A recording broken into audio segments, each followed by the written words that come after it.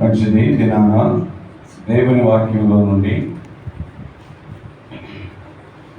Timothy పత్రిక, మొదటి పత్రిక, 3వ అధ్యాయం. తిమోతి మొదటి పత్రిక 3వ అధ్యాయము 16వ వచనాన్ని చదువుకుందాం.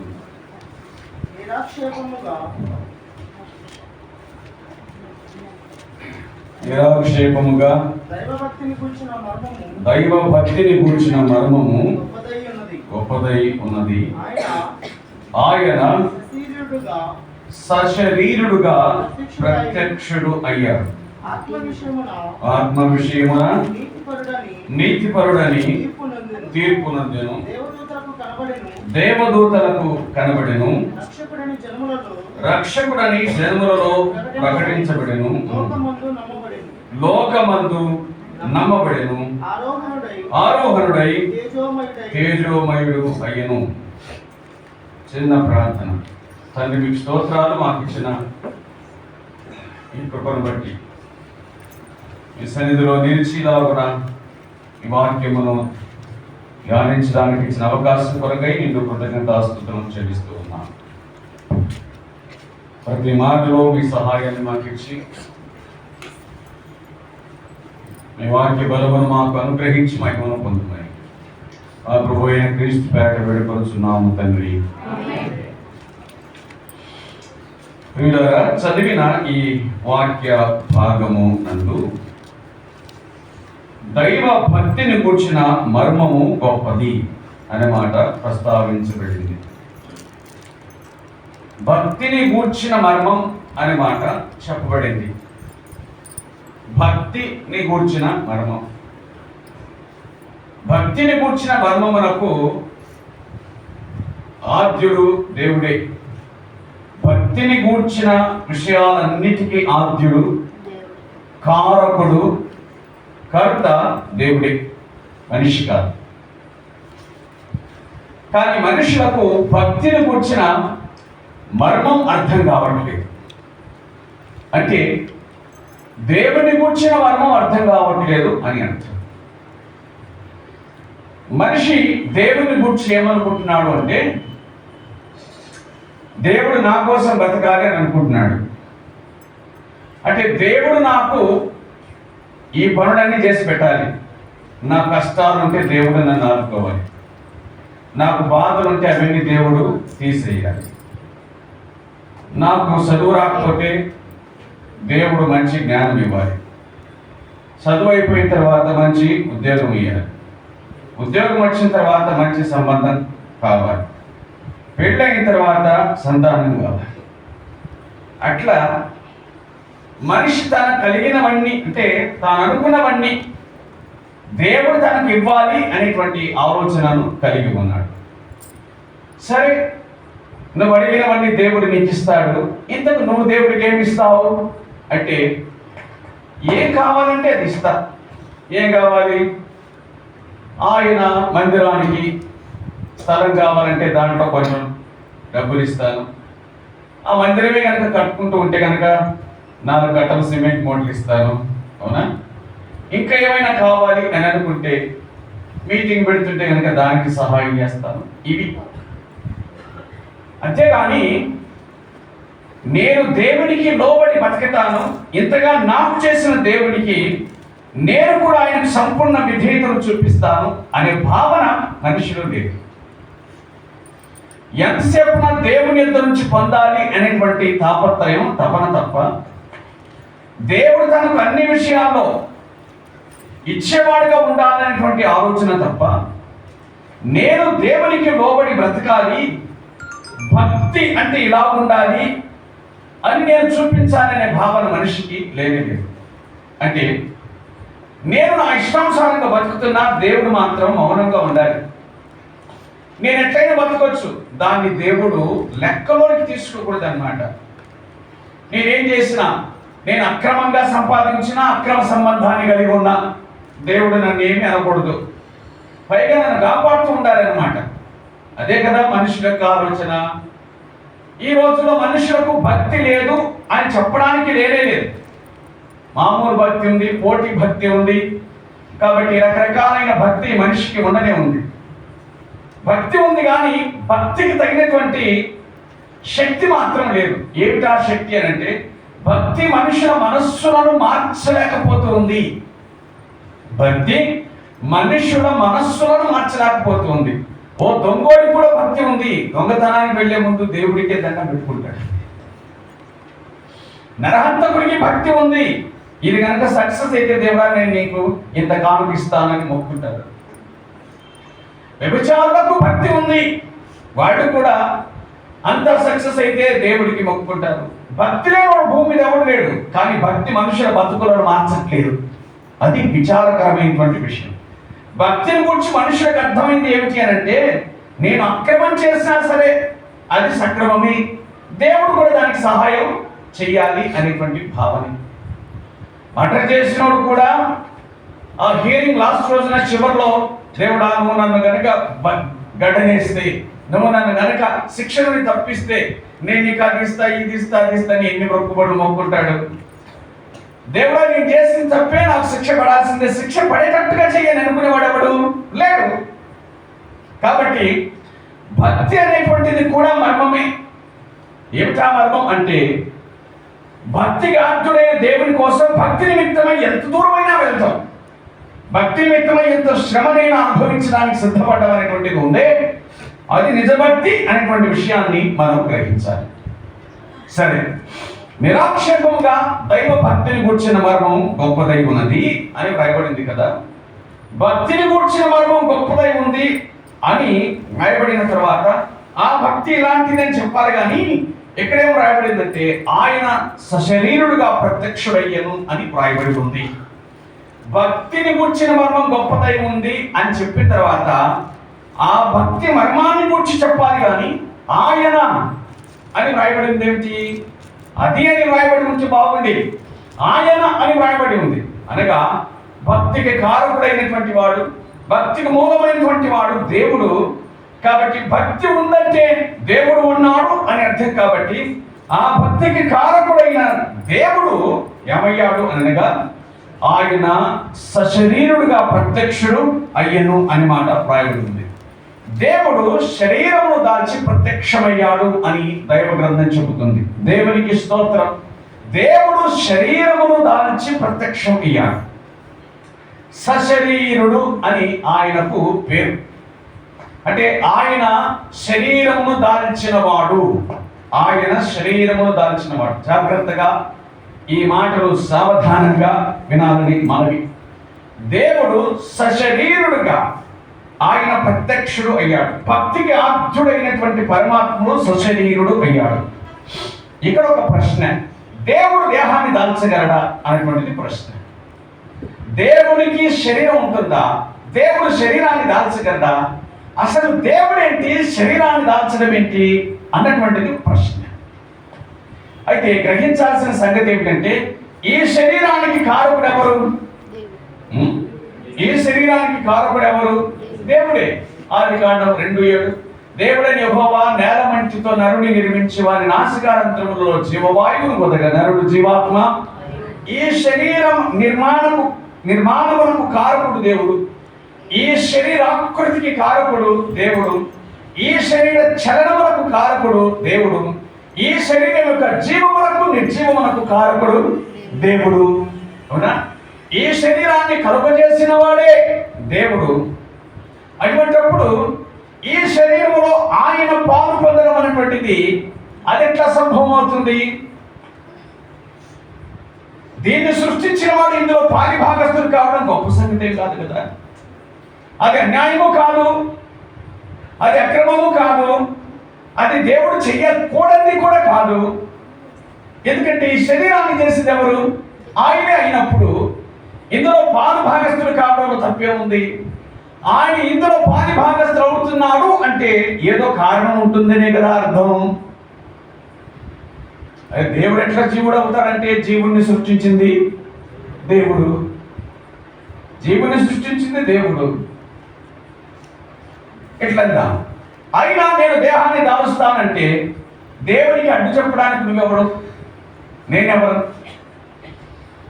గ్రహించండి, ఒక రాజు తన దేశం ఎట్లుందో అనగా తన ప్రజలు ఎట్లున్నారో, వారు క్షేమాన్ని శాంతిని అనుభవిస్తున్నారో లేదో అని తెలుసుకోవాలి అంటే వారి కోసమై ఆ దేవుడు ఆ రాజు వారి కోసమై ఏ విధంగా వెళ్తాడు? ఏ విధంగా వెళ్తాడు? కిరీటం పెట్టుకొని రథాలు వేసుకొని వెళ్తాడా? కాదు. ఏ విధంగా వెళ్తాడు? మారు వేషంలో వెళ్తాడు. ఓ భిక్షగాడి లాగా వెళ్తాడు, గుర్తుపట్టకుండా వెళ్తాడు. అప్పుడు మంత్రులు, నీ రాజా, నువ్వు అట్లా చేయడం నీకు మంచిది కాదు, నువ్వు అట్లా ఈ వేషంలో వెళ్ళకూడదు అని అడ్డగించేవాళ్ళు ఎవరు? అయినా వేషాన్ని ధరించడానికి గల కారణం ఏంటి? కేవలం తన ప్రజల క్షేమం కోసమే కదా. కాబట్టి దేవుడు శరీరమును దాల్చుట అనేటువంటి కాన్సెప్ట్ ఎప్పుడే కానీ, ఆ భావన ఎప్పుడే కానీ అపరాధం కాదు అనే విషయం దైవ గ్రంథం బాగా చెప్తుంది, సరికదా? ఆనాటి కాలమందు కూడా మనుషులకు ఒక అభిప్రాయం ఉంది. ఆనాటి కాలమందు కూడా మనుషులకు ఒక అభిప్రాయం ఉంది. ఏమిటి అభిప్రాయం అనగా, అపోస్తల కార్యముల గ్రంథం 14వ అధ్యాయం 12వ వచనంలో ఇలాగున రాయబడి ఉంది. పౌలు బర్నబాలు ఒక అద్భుత కార్యాన్ని జరిగించిన తర్వాత, వారు ఒక కుంటివాన్ని స్వస్థపరిచిన తర్వాత అక్కడున్న ప్రజలు ఇలా అన్నారు. ఏమన్నారు? దేవతలు మనుష్య రూపమును దాల్చి, దేవుడు మనుష్య రూపమును దాల్చి మన యొద్దకు దిగివచ్చి ఉన్నారు. దేవతలు మనుష్య రూపమును దాల్చి మన మధ్యకు దిగివచ్చి ఉన్నారు.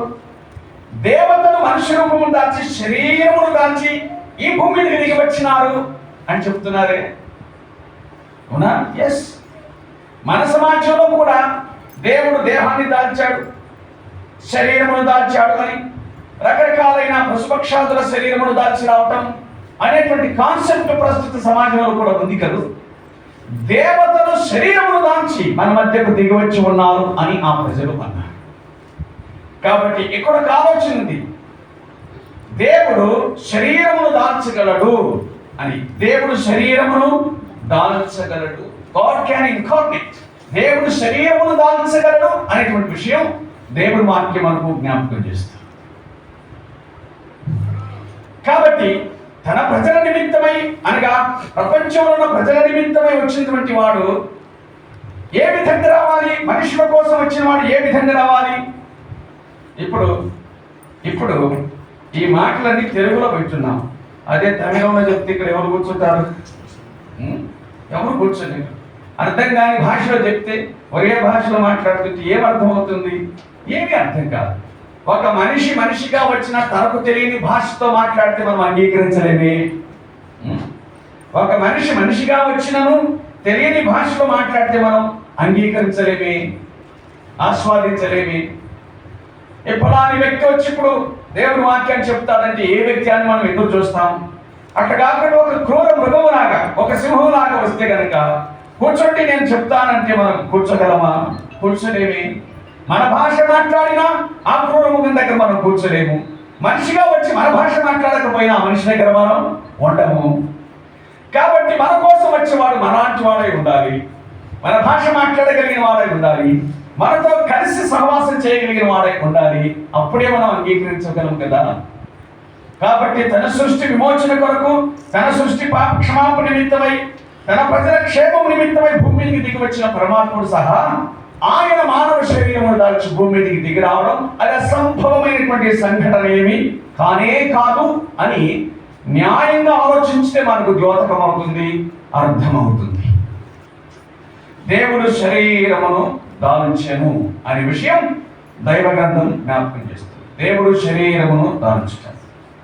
అందుచేత యేసుక్రీస్తు ప్రభు ఆయన శరీరమును దాల్చడం అనేటువంటి విషయము 2000 సంవత్సరాల కిందట జరిగిన సంఘటనయే కానీ ఆయన ఉనికి 2000 సంవత్సరాల క్రితం మాత్రం ప్రారంభం కాలేదు అనే సంగతిని గుర్తుంచుకోవాలి.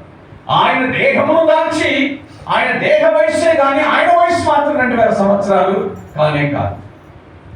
ఆయన ఎట్లున్నాడు? యేసుక్రీస్తు నిన్న నేడు నిరంతరం అనే మాట రాయబడి ఉంది కదా. ఆయన నిన్న నేడు నిరంతరం ఏకరీతిగా ఉన్నటువంటి వాడు. ప్రియులారా, ఆయన ఏమై ఉన్నాడు అని అనగా దైవ గ్రంథం చెబుతుంది, యోహాను సువార్త 1వ అధ్యాయం 1-3 వచనాలు. ఆదియందు ఆయన వాక్యమై ఉన్నాడు, ఆయన దేవుడిగా ఉన్నాడు, ఆయన ద్వారా సమస్తం కలిగింది. ఆ తర్వాత యోహాను సువార్తలో మనం చూసిన విధంగా 1వ అధ్యాయం 14వ వచనంలో రాయబడినటువంటి మాట ఏమిటంటే, ఆ వాక్యము అయినటువంటి దేవుడు శరీరధారిగా ఆయన మన మధ్య నివసించెను అని చెప్పబడింది. కాబట్టి దేవుడు సమస్తం నిర్మించినటువంటి వాడు, సమస్తం ఆయన మూలముగా కలిగి ఉన్నటువంటి వాడు ఇప్పుడు తాను దేహమును ధరించి ఆయన భూమి మీదకి దిగి వచ్చి ఉన్నాడు. మన మధ్య నివసించడానికి, ఒక కార్యమును జరిగించడానికి, మన క్షేమం నిమిత్తమై ఆ ప్రియ ప్రభు దేహమును దాల్చాడు అనేటువంటి సత్యం దైవ గ్రంథం మనకు తెలియజేస్తూ ఉంది. దేవుడు శరీరమును దాల్చుట, ఆయన శరీరమును దాల్చాడు అనే వరకు మాత్రమే ఉండింటే అది వేరు సంగతి. కానీ ఇక్కడ వ్రాయబడినటువంటి మాట ఏమిటంటే, చూడండి, ఆయన సశరీరుడుగా ప్రత్యక్షం అయ్యను అనే మాట వ్రాయబడింది. ఆయన సశరీరుడు. స అంటే అర్థం ఏంటి? స అంటే మంచి, స అంటే మంచి. సంఘము, సత్సంగము అంటే ఏమని అర్థం? మంచి కదా. ప్రవర్తన, సత్ప్రవర్తన అంటే మంచి ప్రవర్తన. ప్రవర్తన అనేది కావచ్చు, దుష్ప్రవర్తన కావచ్చు, సత్ప్రవర్తన కావచ్చు. స అంటే మంచి. ఆయన సశరీరుడు అయ్యనగా ఆయన మంచి శరీరమును దాల్చెను, లేక మంచి శరీరమును కలిగిన వాడు. స అనేటువంటిది ఆయనకు మాత్రమే వర్తించేటువంటి విషయం. స అనగా ఆయనకు మాత్రమే వర్తించేటువంటి సంగతి, మిగతా అందరికీ కాదు, ఆయనకు మాత్రమే. ఎందుకు అని అనగా లూకా సువార్త 1వ అధ్యాయం 35వ వచనంలో పుట్టబోవు శిశువు పరిశుద్ధుడై, పుట్టబోవు శిశువు పరిశుద్ధుడు. ఎవరు పుడుతున్నారు భూమి మీద? పరిశుద్ధుడు పుడుతున్నాడు, పరిశుద్ధుడు పుడుతున్నాడు. పుట్టబోవు శిశువు పరిశుద్ధుడు, గుర్తుంచుకోవాలి. మరి పిల్లలు దేవుడు చల్లని వారు అని అంటారు, అవునా? అది వాస్తవమే. మనం కూడా చిన్నపిల్లలు పుట్టినప్పుడు చాలా సంతోషించి ఆనందిస్తాం, వారిని గురించి గొప్పగా మాట్లాడుకుంటాం, చెప్పుకుంటాం. మా వాడు డాక్టర్ కావాలి, ఇంజనీర్ కావాలి, మా అమ్మాయి డాక్టర్ కావాలి అనుకుంటాం. 20 సంవత్సరాల తర్వాత మన మాట వినకపోతే అసలు ఇది పుట్టకుండానే బాగున్నాడు అనుకుంటాం. 20 సంవత్సరాల తర్వాత మన మాట వినకపోతే వీడు పుట్టినప్పుడు చచ్చిపోయినా బాగుండు అని అనుకుంటాం. అప్పుడేమో పిల్లలు దేవుడు చల్లని వారు అని అంటాము. 20 ఏళ్ల తర్వాత, 15 ఏళ్ల తర్వాత చల్లని వాళ్ళు ఏమయ్యారు? చాలా వేడి వాడు అయ్యారు. అర్థమవుతుంది కదా. అయితే ఆయన మాత్రం సశరీరుడు. వీళ్ళ బుద్ధి ఎందుకు మారింది అంటే స్వభావం మంచిది కాదు. ఆయనది మాత్రం దేవ స్వభావం, ఆయనది మాత్రం పాపము సోకని స్వభావం, ఆయనది పాపము తాకని స్వభావం, ఆయన పాపమునకు లోబడని స్వభావం. అందుకే ఆయన ఒక్కడిని మాత్రమే భూమి మీద సశరీరం అని గుర్తించారు. ఆయన ఒక్కడిని మాత్రమే భూమి మీద సశరీరం. ఆయన సశరీరుడుగా ప్రత్యక్షం అయ్యను. ఆయన పరిశుద్ధుడు. తన జననమందు ఆయన పరిశుద్ధుడు. పుట్టబోవు శిశువు పరిశుద్ధుడు. లోకా 1:30. ఆయన తన జీవనమందు పరిశుద్ధుడు. యోహాను సువార్త 8:46 నాలో పాపమున్నదని మీలో ఎవడు స్థాపించును అని అన్నాడు. ఆయన పరిశుద్ధుడు అనేటువంటి విషయం దేవుని వాక్యం గుర్తు చేస్తుంది. ఆయన అప్పగించిన ఇస్కరియోతు యూదా, నేను నిరపరాధ రక్తమును అప్పగించుతని అని అన్నాడు. కాబట్టి ఆయన పరిశుద్ధుడు. దేవుడు అని అనగానే మన మధ్యలో మెదలవలసినటువంటి భావన ఏంటంటే ఆయన పరిశుద్ధుడు. గుణములో మనకంటే ఉన్నతమైన వాడై ఉండవలెను. ఆయన జీవిత ప్రవర్తనలో మనకు మాదిరిగా ఉండవలెను. దేవుడు అనగా మనుషులు అనుసరించదగినటువంటి విషయాలలో మాదిరిగా ఉండవలసినటువంటి వాడు అనే సంగతి గుర్తుంచుకోవాలి. అసలు భక్తి జీవితం అంటే ఏంటి? భక్తిలో ప్రవేశించినాడు అంటే అర్థం ఏంటి? ఇప్పుడు దిగినాడు అని అంటున్నారు కదా. ఆ దిగడం అంటే ఏంటి అంటే దిగిన తర్వాత కొంత మార్పు రావాలని అర్థం. దిగిన తర్వాత ఏ భక్తిలోకి దిగినావో ఆ భక్తికి కారకుడైనటువంటి దేవ లక్షణాలన్నీ కూడా రావాలని కదా దాని అర్థం. దిగినప్పటికీ కూడా ఇంకా బయట ఉన్నప్పట్లాగానే బతికితే ఉపయోగం ఏముంది? దిగినా బతుకు మారకపోతే ఉపయోగం ఏముంది? దిగినాడు కానీ తాగుడు మానలేదు, దిగినాడు కానీ తిరుగుడు మానలేదు, దిగినాడు కానీ తిట్టుడు మానలేదు. అవునా? ఉపయోగం ఏముంది? నిష్ప్రయోజనం. కాబట్టి దేవుడు అనగా భక్తుడు అనుసరించదగినటువంటి జీవన విధానాన్ని కలిగి ఉండాల్సిన అవసరం ఎంతైనా ఉన్నది. దేవుడే మనిషి కంటే దరిద్రుడిగా బ్రతికితే ఇక అంతకంటే ఘోరమైన సంగతి ఉంది. గనుక ప్రియులారా, దేవుని వాక్యం ప్రభువైన యేసుక్రీస్తుని గురించి మనం చెబుతున్న సంగతి, బైబిల్లో ఆయనను గురించి రాయబడినటువంటి విషయం ఏమిటి అనగా ఆయన పరిశుద్ధుడు, ఆయన పరిశుద్ధుడు, ఆయన పరిశుద్ధుడు, ఆయన సశరీరుడుగా ప్రత్యక్షుడయ్యను అనేటువంటి విషయము దేవుని వాక్యము గుర్తు చేస్తూ ఉంది. ఆత్మ విషయమున ఆయన నీతిమంతుడని తీర్పునందెను అనే మాట రాయబడింది. ఆత్మ విషయమున ఆయన నీతిమంతుడని తీర్పునందెను. యోహాను సువార్తలో 18వ అధ్యాయము 19వ అధ్యాయం ఈ రెండు చోట్ల వ్రాయబడినటువంటి మాటలను నేను మీకు గుర్తు చేస్తాను. 18వ అధ్యాయం 38వ వచనంలో రాయబడిన మాట, 19వ అధ్యాయం 4 అలాగే 5 వచనాల్లో రాయబడినటువంటి మాట, 6వ వచనంలో రాయబడిన మాట, 3 పర్యాయములు ప్రభువైన యేసుక్రీస్తును తీర్పు తీరుస్తూ ఆ న్యాయాధిపతిలాగా అన్నాడు, ఈయన యందు నాకు ఏ దోషమును కనబడలేదు. ఇదిగో ఈయన యందు నాకు ఏ దోషమును కనబడలేదు, నాకు ఏ దోషం కనబడలేదు. అందరూ ఆయన మీద దోషారోపణ నేరారోపణ చేస్తే ఆయనకు మాత్రం ఏ దోషము కనిపించలేదు. అనగా విచారణ చేయించినటువంటి న్యాయమూర్తికి, న్యాయాధిపతికి ఏ దోషము కనిపించలేదు అని మాట దేవుని వాక్యం చెబుతుంది. మత్తయి సువార్త 27వ అధ్యాయం 19వ వచనంలో ఆయన భార్య ఆ సమయమందు ఆయనకు సమాచారం పంపించింది. ఏమని? ఆ నీతిమంతుని జోలికి పోవద్దు, ఆ నీతిమంతుని జోలికి పోవద్దు. ఎస్, దూరంగా ఉన్న ఆవిడకు ఆయన నీతిమంతుడని అర్థమైంది, దగ్గర ఉన్న ఆయనకు ఆయన నీతిమంతుడని అర్థమైంది. ఆయన నీతిమంతుడు, ఆయన నీతిమంతుడు. కాబట్టి దైవ భక్తిని కూర్చిన మర్మం గొప్పదై ఉంది. మొదటి మాటని చెప్పుకున్నామంటే ఆయన పరిశుద్ధుడు, రెండవ మాటని చెప్పుకున్నామంటే ఆయన నీతిమంతుడు అనే విషయం దేవుని వాక్యం గుర్తు చేస్తుంది. ఆయన నీతిమంతుడు అని, పరిశుద్ధుడు, నీతిమంతుడు, ఈ లక్షణాలన్నీ కూడా వినటానికి చాలా సొంపుగా కనిపించేటువంటి లక్షణాలు కదా. ఒక మనిషి పరిశుద్ధుడు అని అంటే, ఒక మనిషి నీతిమంతుడు అంటే చాలా సంతోషించదగినటువంటి విషయం. కానీ దానికి ఆత్ముడైనటువంటి దేవుడు ఆయన భూమి మీద జన్మించిన తర్వాత ఎలాగున ఉన్నాడు అంటే ఆయన నీతిపరుడని తీర్పును పొందెను. ఆయనను విచారించిన వారిలో ఎవరికీ కానీ ఆయన దోషములు ఉన్నట్లు కనిపించలేదు. పిలాతనేటువంటి నాటి రోమన్ గవర్నర్ ఆయనను విచారించినాడు, ఏమైనా తప్పు చేశాడని. లేదు, ఏ దోషం కనిపించలేదు. అదే సమయమందు నాటి యూదయ రాజు హేరోదు ఆయనను విచారించినాడు, ఇతడు ఏమైనా తప్పిదం ఉందా? ఏమీ లేదని గ్రహించినాడు. ఆయన చుట్టూ ఉన్న వాళ్ళందరూ కూడా ఆయనలో ఏ దోషం లేదు అనే సంగతిని వారు గ్రహించగలిగారు. ఆఖరికి శిలువ మీద ఆయన వేలాడుచు ఉండగా ఆయన పక్కనున్నవాడు కూడా కాసేపు దూషించాడు, కానీ ఆ తర్వాత అతనికి అర్థమైంది. ఏమని అర్థమైంది? ఈయన ఏ తప్పిదమును చేయలేదు, ఈయన ఏ తప్పిదమును చేయలేదు అని అన్నాడు. అంటే ఈయన ఏ తప్పిదమును చేసి ఉండడు అని అనలేదు, ఈయన ఏ తప్పిదము చేయలేదని తానేదో చూసినట్టుగా చెప్పగలిగినాడు. అంటే ఏమర్థమవుతుంది ప్రియులారా? ఆ ఏ దోషము లేనివాడు, దోషరహితుడు అనే విషయం దేవుని వాక్యం మనకు జ్ఞాపకం చేస్తూ ఉంది. ఆయన లోపం లేనివాడు, ఆయన నీతిమంతుడు అని దైవ గ్రంథం గుర్తు చేస్తుంది.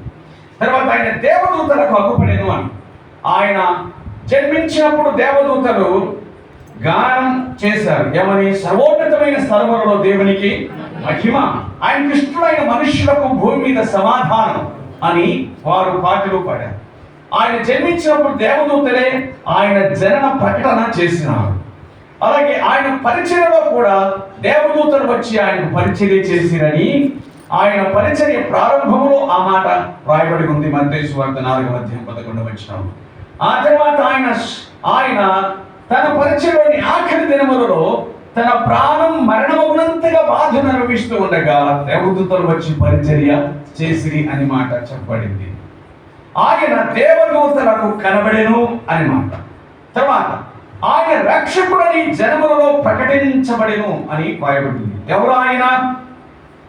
ఆయన సశరీరుడు, ఆయన నీతిమంతుడు, ఆయన రక్షకుడు అని దైవ గ్రంథం చెబుతుంది. దేవుడు అనగా భక్తికి కారకుడు, ఆప్తుడైనటువంటి వాడు, ఆయన రక్షకుడు అని దైవ గ్రంథం చెబుతుంది. దేవునికి స్తోత్రము కలుగును గాక. దేవుడు రక్షకుడు అట. దేవుడు రక్షకుడు. ఇంతకు ఏం రక్షకుడు అని అనగా దైవ గ్రంథం ఈ మాట చెబుతుంది. రక్షకుడు అంటే చాలా విధాలుగా మనం చూడవచ్చు. అంటే ప్రజలను శత్రువు నుంచి రక్షించేటువంటి వాడు కూడా రక్షకుడే. శత్రువు నుంచి రక్షించేవాడు రక్షకుడే. ప్రాణాపాయంలోంచి రక్షించేవాడు రక్షకుడే. అపాయం నుంచి రక్షించేవాడు రక్షకుడే. అప్పు నుంచి రక్షించేవాడు కూడా రక్షకుడే. అవునా? కానీ ఈ రక్షకుడు ఏ రక్షకుడు అని అనగా దేవుని వాక్యం చెబుతుంది.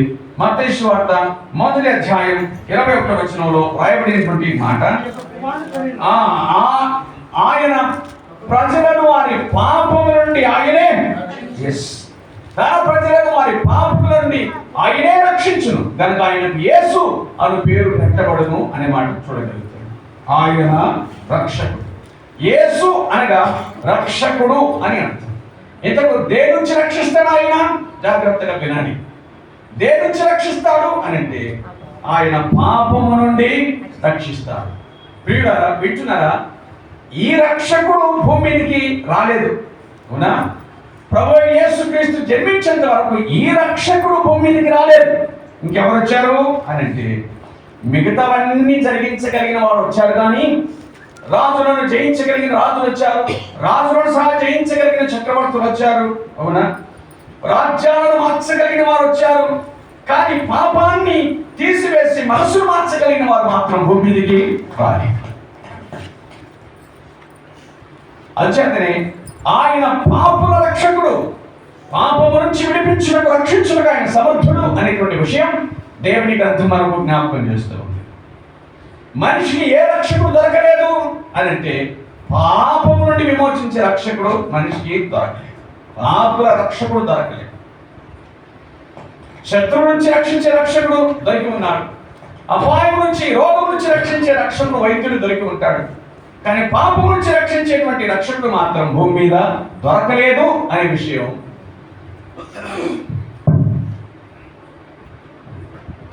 దేవుని గ్రంథం మనకు జ్ఞాపకం చేస్తుంది.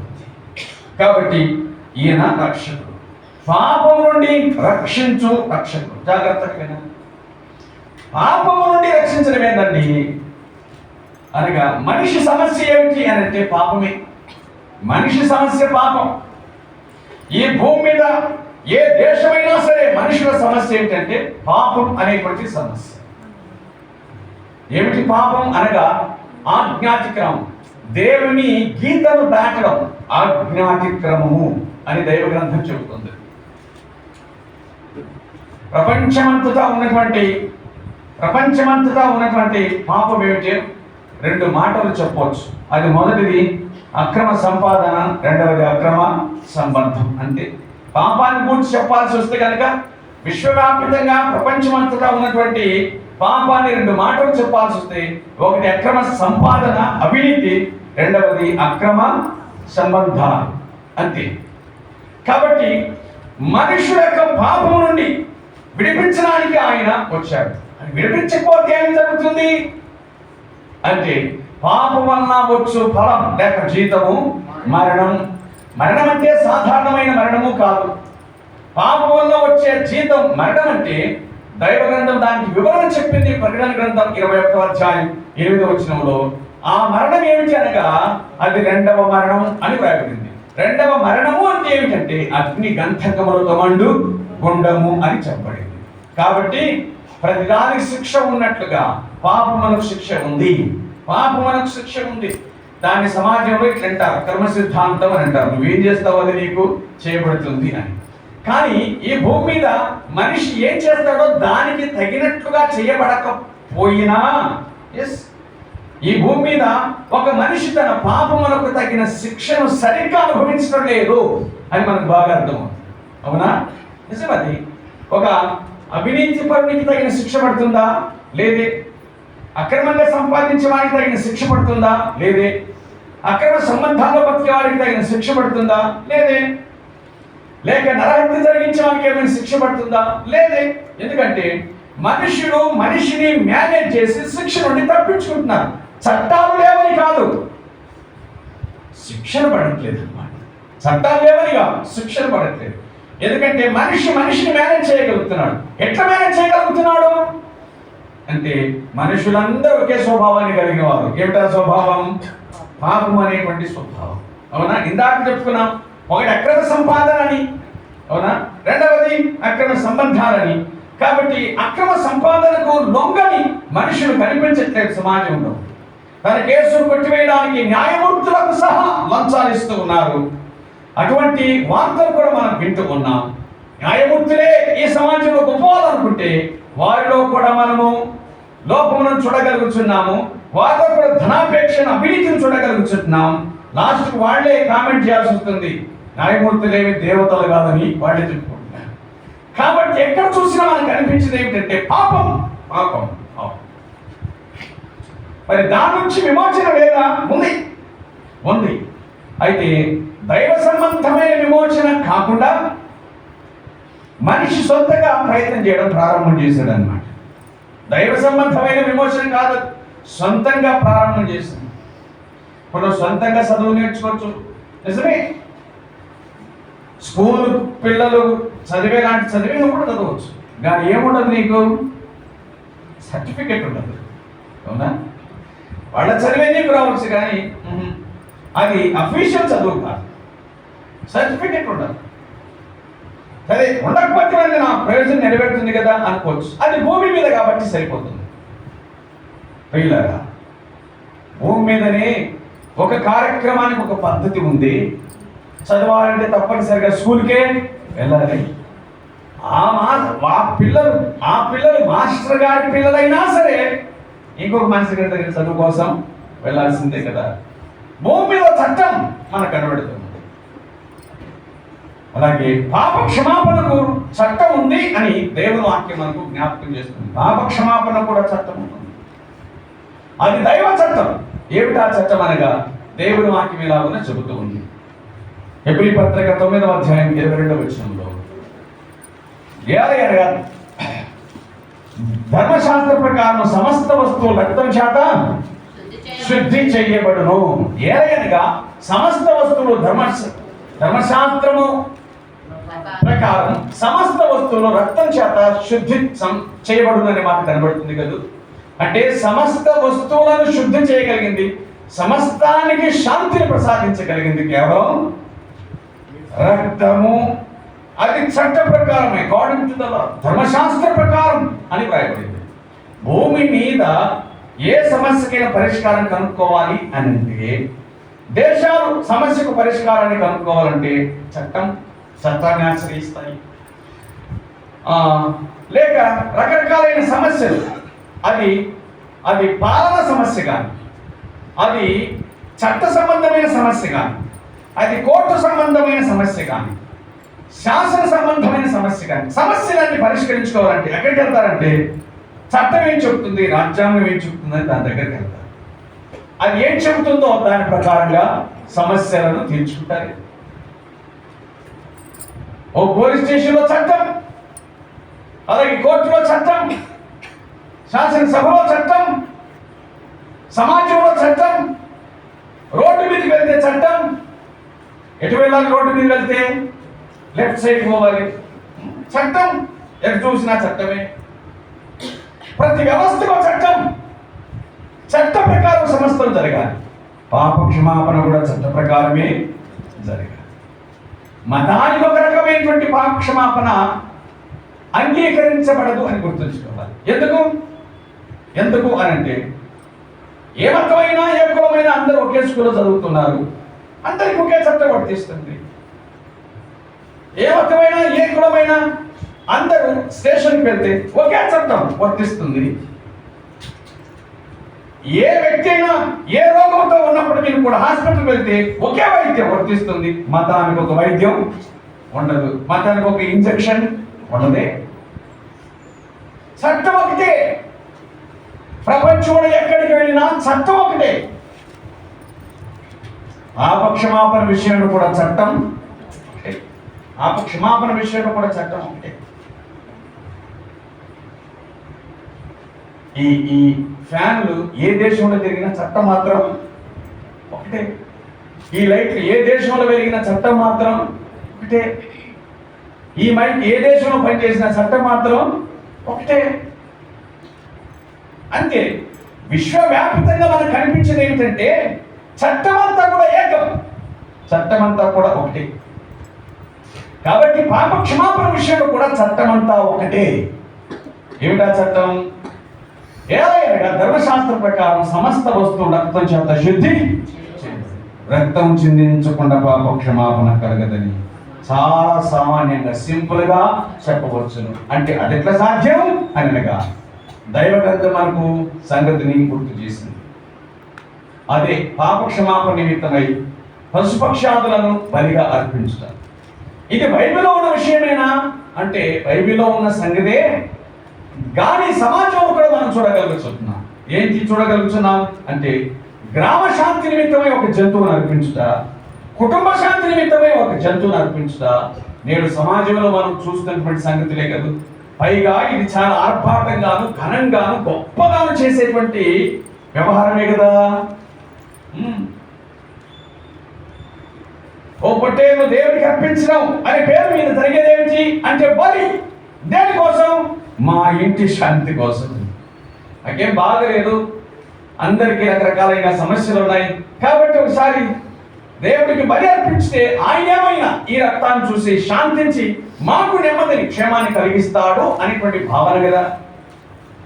ఊరి మీదకి అనేక విపత్తులు వచ్చి పడ్డాయి, ఊరి ప్రజలు శాంతంగా లేరు, రకరకాలైనటువంటి ఇబ్బందులు కలుగుతున్నాయి. కాబట్టి గ్రామానికి ఒక జంతువును బలిగా అర్పించితే దేవుడు శాంతించి గ్రామానికి నెమ్మది దయచేస్తాడు అనేటువంటి భావనే కదా దేవుడిలో ఉన్నటువంటిది. కనుక ప్రియులారా, మనుషులు సమాజంలో కూడా ఏం భావిస్తున్నారంటే రక్తం వలన మాత్రమే దేవునికి మనకు శాంతి కుదురుతుంది, రాజీ కుదురుతుంది, పాప క్షమాపణ కలుగుతుంది, దేవుడు మనలను క్షమిస్తాడు అనేటువంటి భావన ప్రజల్లో ఉంది. ఇవన్నీ దేవుడు తాను జరిగించబోయే నిత్య బలికి ముందుగా పంపించినటువంటి తాత్కాలిక బలి, తాను జరిగించబోయే నిత్య బలికి ముందుగా పంపించబడిన తాత్కాలిక బలులు ఇవన్నీ. శాశ్వతమైన దానికి ముందు ఏమొస్తుంది? శాశ్వతమైన దానికి ముందు ఏమొస్తుంది? అశాశ్వత తాత్కాలికమే కదా. ఇప్పుడు సంబంధానికి పోయినప్పుడు అబ్బాయికి ఉద్యోగం ఉంది అంటే ఎవరు అడుగుతారు? పర్మనెంటా టెంపరీ అని అడుగుతారు, అవునా? ప్రస్తుతము టెంపరీ కానీ అయితే 1 year తర్వాత పర్మనెంట్ చేస్తారు అని అంటారు కదా. ఆ తర్వాత అయిందో కాదు అది వేరే సంగతి. కానీ ముందు తాత్కాలికం అంటే శాశ్వతములకు ముందు ఏమొస్తున్నాయి? తాత్కాలికాలు వస్తున్నాయి. మన పిల్లలకు వాళ్ళు పెరిగేటప్పుడు వాళ్ళు మమ్మీ గివ్ మీ వాటర్ అంటారా, అమ్మ నాకు నీళ్ళు ఇమ్మని అంటారా, ఏమంటారు? వాళ్ళ భాష వాళ్ళది. కాబట్టి వాళ్ళ స్థాయికి మనం దిగిపోయి నన్ను ఎలా పోసుకుంటావా అని అంటాము, అవునా? వారి స్థాయికి మనం దిగిపోతాం. అవన్నీ తాత్కాలిక భాష. వాడికి 20 ఏళ్ళు వచ్చిన తర్వాత మమ్మీ లాలా చెప్పిస్తామంటే ఏమవుతుంది? కాబట్టి నిత్యత్వానికి ముందు తాత్కాలికమైనవి మనకు కనిపిస్తాయి. అశాశ్వతమైన వాటికి తర్వాత వచ్చేటువంటిది శాశ్వతమైనది. ఈ బలులన్నీ కూడా అశాశ్వతం. మానవుడు అర్పించేటువంటి ఈ బలులు రక్త బలులన్నీ కూడా అశాశ్వతమైనవి. సంగతిని గ్రహించని వారు, వాటికి పరిపూర్ణత వచ్చిందని అవి నెరవేర్చబడ్డాయనే సంగతిని గ్రహించని వారు మాత్రమే మరలా మాటి మాటికి వాటిని అర్పించుతున్నారు. కానీ దేవుని గ్రంథం మీద సెలవిస్తుంది. యోహాను సువార్త 1వ అధ్యాయం 29వ వచనం రాయబడినటువంటి మాట ఏంటంటే, ఇదిగో లోక పాపములు మోసుకొని పోవు దేవునికి స్తోత్రం. ఆయన లోక పాపాన్ని అంతటినీ మోసుకొని పోవచ్చున్న దేవుని గొర్రెపిల్ల అని దైవ గ్రంథం చాలా చక్కగా ఈ మాట చెప్తుంది. ఆయన అనగా సశరీరుడైనటువంటి ఆయన అనగా భక్తికి ఆర్జుడైనటువంటి ఆయన అనగా నీతిమంతుడైనటువంటి ఆయన అనగా రక్షకుడైనటువంటి ఆయన ఏ విధంగా పాపక్షమాపణ కలిగించడానికి వచ్చాడు అని అంటే, ఆయన తన శరీరము అను తెర ద్వారా, ఆయన తన శరీరమును అర్పించి తన రక్తమును కార్చడం ద్వారా తను తాను బలిగా అర్పించుకోవటం ద్వారా మానవాళికి పాపక్షమాపణను అనుగ్రహించడానికి ఆయన వచ్చాడు. ఇప్పుడు మానవ జ్ఞానం ఏమని ప్రశ్నిస్తుందంటే, పాపాలను క్షమించడానికి పరమాత్మ ఇంత పని చేయాలన్నా? అసలు దేవుడికి అసాధ్యమైంది ఏముంది? మన పాపాన్ని క్షమించడానికి ఆయన ఇంత తిప్పలు పడాలన్నా? ఆయన పరలోకాన్ని విడిచిపెట్టి భూమి మీదకి దిగి వచ్చి మన కోసం దండక్తాన్ని కాచి ఇదంతా ఏంటి, పిల్ల శాస్త్రాలు కాకపోతే అని అనిపించదా? ప్రశ్నించే మనిషికి అంటే జ్ఞానం ఇచ్చాడే దేవుడు. దేవుడు జ్ఞానం ఇచ్చిన ఈ మనిషి దేవుడిని ప్రశ్నిస్తున్నాడు, తప్పేమి లేదు. కానీ పాపక్షమాపణ అనే చట్టం నువ్వు నేనుగా చేసింది, దాన్ని దేవుడే చేశాడు. దేవుడే చేశాడు. రోడ్డుకు లెఫ్ట్లో వెళ్ళాల్సిందేనా, రైట్ వెళ్తే ఏమి ఇబ్బంది ఏముంది అంటే వెళ్ళొచ్చు. కానీ యాక్సిడెంట్ అయితే మాత్రం నీ కేసు ఏమి నిలవదు. అట్లాగని లెఫ్ట్లో వచ్చినంత మాత్రం చేత యాక్సిడెంట్ కావాలంటే అవుతాయి. కాబట్టి చట్టాన్ని అనుసరించడం అనేటువంటిది ఇక్కడ మనం గ్రహించాల్సిన విషయం. ఈ చట్టానికి ఆద్యుడు కారకుడు దేవుడే. ఎందుకనగా పాపం చేసిన వాడెవడో వాడు మరణించాలి అనేటువంటిది ధర్మశాస్త్రం చెప్పేటువంటి ఆజ్ఞ. అలాగున కనుక ప్రతి మనిషి మరణించవలసి వస్తే భూమి మీద మిగిలివాడు లేడు. కాబట్టి పరమాత్ముడైనటువంటి దేవుడు తన జ్ఞానంలో మనిషి బ్రతకాలి కానీ పాపక్షమాపణ కలగాలి, మనిషి బ్రతకాలి కానీ పాపక్షమాపణ కలగాలి. మనిషి దేవుడు కృపను అనుగ్రహించాడు కానీ సత్యం మాత్రం నెరవేర్చబడాలి. అది ఎలాగున సాధ్యం అంటే ఇదిగో దీని ద్వారా మాత్రమే సాధ్యం. అది నిర్దోషమైంది, దోషి కోసం అది బలి కాబోతోంది, బలి కాగలదు. అది నిర్దోషమైంది, ఓ పాపాత్ముడి కోసం అది బలి కాగలుగుతుంది. కాబట్టి దేవుడే దీనికి ఆప్తుడైనటువంటి వాడు. ఇంతకుముందు ఒక మాట చెప్తున్నాం, శాశ్వతానికి ముందు అన్ని తాత్కాలికాలు ఉంటాయి. ఇది తాత్కాలికంగా దేవుడు ఏర్పాటు చేసినటువంటి వ్యవస్థ. కాలం పరిపూర్ణమైనప్పుడు జరిగింది ఏమిటంటే తానే శరీరమును దాల్చి భూమి మీదకి దిగి వచ్చినాడు. అందుకే ఆయనను లోకపాపమును మోసుకొని పోవచ్చున్న దేవుని గొర్రెపిల్ల అని పిలిచారు. ఈయన లోకపాపమును మోసుకొని పోవచ్చున్న దేవుని. ఏ గొర్రెపిల్ల అయినా దాని యజమానుని పాపాన్ని తీసేస్తారు కానీ లోక పాపాన్ని తీసేయదు. అవునా? ఏ గొర్రెపిల్ల అయినా సరే దాని యజమానుని యొక్క పాపాన్ని తీసేస్తుంది కానీ లోక పాపాన్ని తీసేది. పైగా పాపక్షమాపణకు ఎక్స్పైరీ డేట్ కూడా ఉంది. ఎప్పటిదాకా? 1 year మాత్రమే. మరలా తర్వాత మనిషి తన పాపాన్ని జ్ఞాపకం చేసుకుని మరలా బలి అర్పించాల్సిందే. అలాగే మాటికి జరగాల్సిందే మనిషి బతికినంత కాలం. కానీ ఈ వ్యవస్థనంతటి కూడా తీసివేసి తాను ఏర్పాటు చేశారో దానికి నిత్య వ్యవస్థను ఏర్పాటు చేయడానికి వీలుగా పరమాత్ముడు భూమి మీద జన్మించి నిత్య బలి మన కోసం అర్పించాడు. ఆయన మనల్ని పాపము నుంచి విమోచించువాడైన సంగతిని రక్షకుడు దేని నుంచి రక్షిస్తాడు అనగా పాపము నుంచి రక్షిస్తాడు అనే సంగతి మనం గుర్తించాలి. ఈ భూమి మీదకి లేక ఈ ప్రపంచం, ఈ భూమి చాలా మందిని చూడగలిగింది. ఎవరిని చూడగలిగింది? చక్రవర్తులను చూడగలిగింది కానీ రక్షకుని చూడలేదు. రాజులను చూడగలిగింది, రక్షకుని చూడలేదు. విద్వాంసులను చూడగలిగింది, రక్షకుని చూడలేదు. తత్వవేత్తలను చూడగలిగింది, రక్షకుని చూడలేదు. వైద్యులను చూడగలిగింది, గొప్పవారిని, కానీ రక్షకుని మాత్రం చూడలేదు. పాపం నుండి రక్షించే రక్షకుని ఈ ప్రపంచం చూడలేదు. కాబట్టి ఈ ప్రపంచానికి రక్షకుడిగా ప్రభువైన యేసుక్రీస్తు ఆయన భూమి మీదకి దిగి వచ్చింది. ఏ విధంగా అంటే తన శరీరముని అర్పించి తన ప్రాణముని అర్పించి పాపక్షమాపణ కలిగించడానికి ఆయన భూమి మీదకి దిగి వచ్చింది. ఇంతకుముందు ఆయన అర్పించమని చెప్పింది ఏమిటంటే ఓ నోరు లేని జంతువు, ఓ గొర్రెపిల్ల. ఆయన అర్పించమని చెప్పింది ఏమిటంటే నీకంటే తక్కువైందాన్ని దేవుని స్వరూపంలో సృష్టించబడిన, తన స్వరూపంలో సృష్టించబడిన నీ కోసం, నీ పాపక్షమాపణ కోసం ఆయన ఆజ్ఞాపించింది ఏమిటంటే నీకంటే తక్కువైనటువంటి దాన్ని నోరు లేని దాన్ని, జ్ఞానం లేని దాన్ని, కానీ దాన్ని తాత్కాలికంగా మాత్రమే నియమించి నేను సృష్టించిన వాడు నీ కోసం తన ప్రాణాన్ని పెట్టాడు అంటే అత్యధికమైన విమోచన ఆయన మనకు అనుగ్రహించాడు. సాధారణమైంది కాదు ఇది.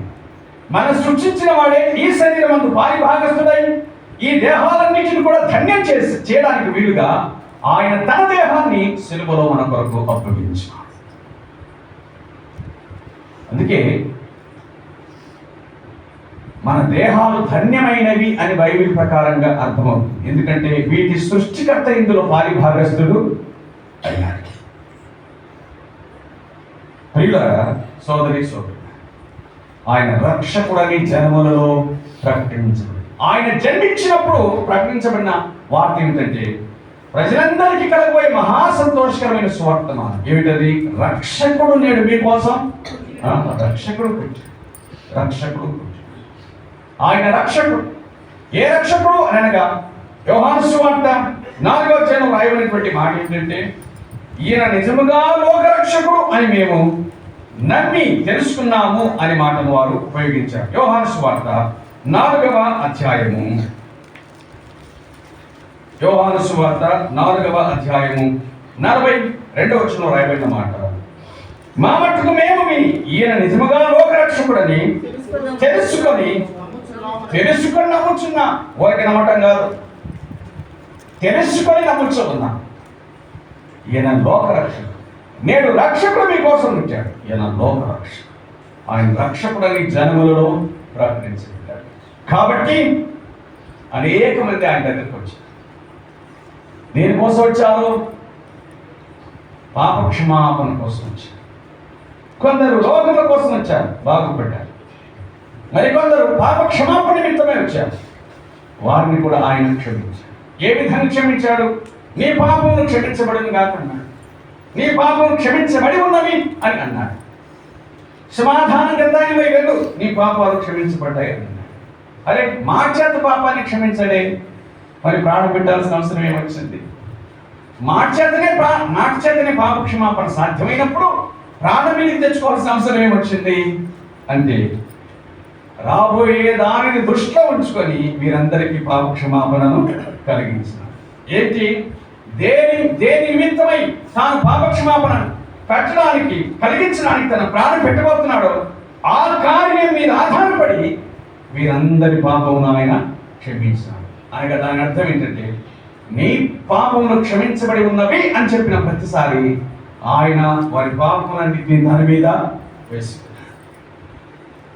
అలాగున్న లోక పాపమునంతటిని తాను మోసుకుంది. ఆ శిలువలో ఆయన కనిపించిన విధమేమిటి అనగా శాపగ్రాహిగా మన శాపమునంతటిని తన మీద వేస్తున్నవాడు. ఆయన మన నిమిత్తమై పాపముగా యేసుక్రీస్తు ప్రభు శిలువలో వేలాడుతూ ఉంటే కనిపించింది ఆయన కాదు, శిక్షించబడుచున్నటువంటి పాపం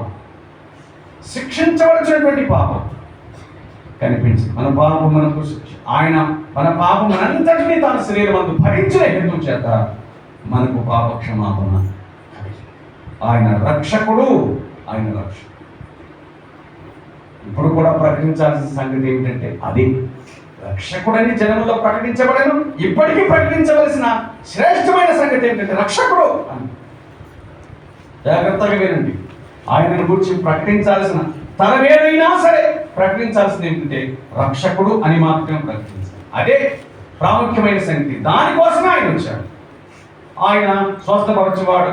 యేసుక్రీస్తును వైద్యునిగా పరిచయం చేయకండి. యేసుక్రీస్తును బాధను తీసిన శివానిగా పరిచయం చేయకండి. యేసుక్రీస్తు ప్రభువును గురించి ప్రకటించవలసి వస్తే కనుక ఆయన రక్షకుడు అని ఆ సంగతిని మాత్రమే ప్రకటించాలి. రక్షకుడు దొరికితే అన్ని దొరికింది. అసలు ఆయన పేరు రక్షకుడు అయినప్పుడు ఆయన అన్నిటి నుండి రక్షిస్తాడు. బేసిక్గా పాపం నుండి రక్షిస్తాడు. ప్రధానంగా పాపం నుంచి రక్షిస్తాడు. తదుపరి అన్నిటి నుండి రక్షించుటకు ఆయన సమర్థుడై ఉన్నాడు కదా. ఒక చిన్న ఉదాహరణ చెప్తా. జన్మించిన శిశువుకు కావాల్సింది ఏంటంటే పాలు కాదు కావాల్సింది. ఏం కావాలి? జన్మించిన శిశువుకు కావాల్సింది పాలు కాదు, ఉయ్యాల కాదు కావాల్సింది. జన్మించిన శిశువుకు కావలసింది వస్త్రాలు కాదు, బట్టలు కాదు. జన్మించిన శిశువుకు కావాల్సింది మొట్టమొదట తల్లి కావాలి. తల్లి దొరికితే అన్ని దొరుకుతాయి. పాలు దొరికితే తల్లి దొరకపోవచ్చు, ఉయ్యాల దొరికితే తల్లి దొరకపోవచ్చు, కానీ తల్లి దొరికితే మొత్తం అన్నీ దొరికినట్లే లెక్క. కాబట్టి ఆయనను ప్రకటించవలసి వస్తే కనుక రక్షకుడు అని ప్రకటించవలసిన బాధ్యత ఉందని దేవుని వాక్యం గుర్తు చేస్తుంది. రక్షకుడు అని జనములలో ప్రకటించబడెను. తర్వాత మాట, లోకమందు నమ్మబడెను అని రాయబడింది. ఎస్, అనేకులు ఆయన యొద్దకు వచ్చి ఆయన యందు విశ్వాసం ఉంచారు అని మాటను చూడగలచ్చు. ఇందాకను యోహాను సువార్త 4వ అధ్యాయం చెప్పాం. ఆ ఊరి వారందరూ వచ్చి, ఆ మాటని చెప్పుకున్నాం కదా, నిజమైన లోకరక్షకుడని తెలుసుకొని నమ్ముచున్నాము అని. నేను లోకరక్షకుడని తెలుసుకొని నమ్ముచున్నాము అని నమ్మారు. అనేక మంది నమ్మారు. నమ్మి బాప్తిస్మం పొందిన వాడు రక్షించబడను, నమ్మని వానికి శిక్ష విధించబడును. అది సత్యం. ఏనాటికే ఆరోహణుడై తేజోమయుడు రక్షకుడిగా ఆయన తన ప్రాణాన్ని పెట్టాడు. ఆయన సమాధి చేపట్టాడు. 3వ దినం తాను చెప్పినట్లుగా ఆయన తిరిగి లేచాడు. మరణమును జయించినటువంటి వాడు. జాగ్రత్తగా వినండి. ఇందాక దేవుడికి దేహం అవసరం అనే సంగతిని గురించి విన్నాం. దేవుడు మరణిస్తాడంటే దేవుడు మరణించడు కాబట్టి దేహాన్ని ధరించినాడు. ఎందుకంటే మరణం దేనికి? మరణం దేనికి? దేహానికి మాత్రమే. కాబట్టి దేవుడు దేహాన్ని దాల్చడానికి గల కారణం ఏంటంటే మరణం. ఏ పాపం ద్వారా మానవుడి దేహానికి మరణం సంప్రాప్తమైందో ఆ మరణం ద్వారానే జయించడానికి తాను కూడా శరీరములో పరిభాగస్తుడయ్యాడు. తదుపరి ఆయన మరణమును జయించాడు. తాను చెప్పినట్లుగా 3వ దినమున తిరిగి లేచాడు.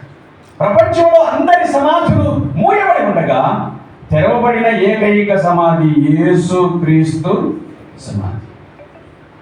అందరి సమాధులు మూయబడి ఉండగా తెరవబడిన ఏకైక సమాధి యేసు క్రీస్తు సమాధి. అనగా మరణము మీద జయము కలిగినటువంటి వాడు అని అర్థం. మరణం మీద జయము కలిగినటువంటి వాడు. మరణించడం మాత్రమే కాదు, మరణించేట్లో ఓడిపోయిన వాడు కాదు, మరణమును జయించినటువంటి వాడు. అనగా పాప క్షమాపణ నిమిత్తమై మరణించాడు, కానీ పాపము లేని వాడు, పరిశుద్ధుడు.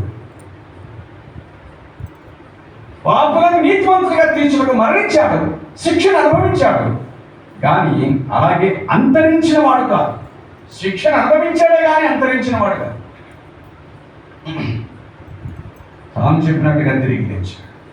40 దినములు ప్రజలకు కనిపించాడు, అనేకులకు కనిపించాడు. లోకమందు నమ్మబడను, ఆరోహణుడై తేజోమయుడు అయ్యాడు. అందరూ చూస్తుండగా పరలోకమునకు ఆరోహణుడు అయ్యాడు. ఆయన మరలా తిరిగి రాబోవచ్చు ఉన్నాడు. ఈ రాత్రి వేళ సందేశం ఇదే. నిరాక్షేపముగా దైవభక్తిని కూర్చిన మర్మం ప్రభువైన యేసుక్రీస్తు సశరీరుడిగా ప్రత్యక్షమయ్యాడు. మనవన్నీ శరీరాలైతే ఆయనదొక్కటి సశరీరం. ఆయన ఆత్మ విషయమున నీతిమంతుడు అని తీర్పునింది. ఆయన నీతిమంతుడు. దేవదూతలకు కనబడ్డాడు. దేవదూతలు ఆయనకు పరిచయం చేశారు. రక్షకుడని ఆయన ప్రకటించబడ్డాడు. లోకమందు నమ్మబడ్డాడు, ఆరోహణుడయ్యాడు, తేజోమయుడయ్యను అని అనగా మనుషుడు సమీపింపరాని తేజస్సులో అమరత్వం కలిగి తాను మాత్రమే వసించగలిగిన స్థాయికి ఆయన వెళ్ళిపోయాడు. ఆయన మరలా తిరిగి రాబోతున్నాడు. నేను వస్తాను అని చెప్పాడు. ఈ రాత్రి ఆ రక్షకులను కూర్చున్న సంగతులు వివరంగా విషయంగా గ్రహించగలిగింది. నమ్మిన వారు ఉంటే సంతోషం, కానీ నమ్మని వారికి ఇది తప్పనిసరిగా అంగీకరించవలసినటువంటి విషయం. నమ్మని వారు గ్రహించి ప్రభువైన యేసుక్రీస్తును స్వంత రక్షకునిగా స్వీకరించి పాపక్షమాపణ పొందాలని దేవుని పేరట ప్రేమతో మనవి చేసుకున్నాం. ఈ రాత్రి మాత్రం తీర్మానం నీదే. ప్రకటన మాత్రమే మాది, కానీ తీర్మానం సంగతులను వివరించడం మాత్రమే మాది. సంగతిని అంగీకరించుట అది నీది. నువ్వేం చేస్తావో అది నీ ఇష్టం, కానీ దేవుని పేట మనవి చేస్తున్నాం. దేవుని దాసునిగా సత్యమును స్వీకరించి అంగీకరించి సత్యమును విశ్వసించి దేవుని రాజ్య వారసులు కావాలని ప్రేమతో మనవి చేస్తున్నాం. ప్రభు వారి కృపను భాగ్యమును వెలిచిన వారందరికీ అనుగ్రహించి దర్శించును గాక. ప్రార్థన చేద్దాం. దయచేసి తల వంచాలని ప్రేమతో మనం చూస్తాం. ప్రార్థన చేద్దాం. తల వంచండి.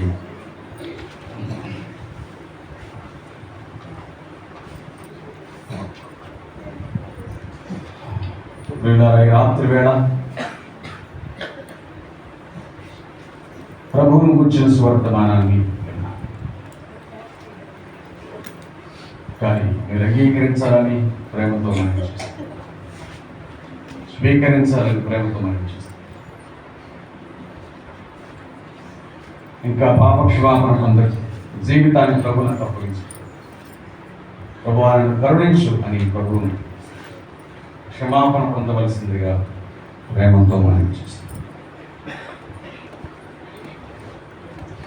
ఈ దినం ఈరోజు దేవుడు నీకు ఇచ్చాడు. రేపు నీది అవుతుందో కాదో ఆ సంగతి నీకు తెలియదు.